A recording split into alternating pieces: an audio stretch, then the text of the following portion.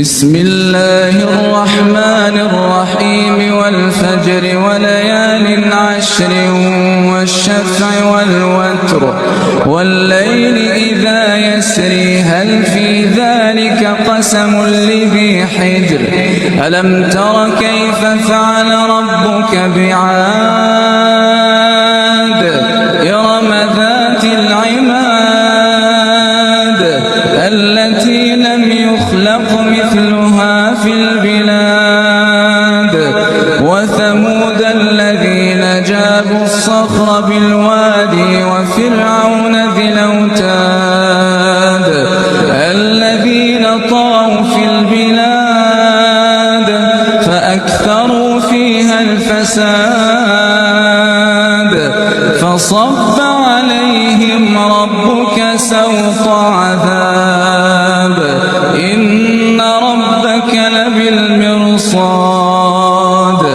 فأما الإنسان إذا ما ابتلاه ربه فأكرمه ونعمه فيقول ربي أكرمن وأما إذا ما ابتلاه فقدر عليه رزقه فيقول ربي أهانني كلا بل لا تكرمون اليتيم ولا تحضون على طعام المسكين وتأكلون التراث أكلا لما وتحبون المال حبا جما كلا إذا دكت الأرض دكا دكا وجاء ربك والملك صفا صفا وجيء يومئذ بجهنم يومئذ يتذكر الإنسان وأنى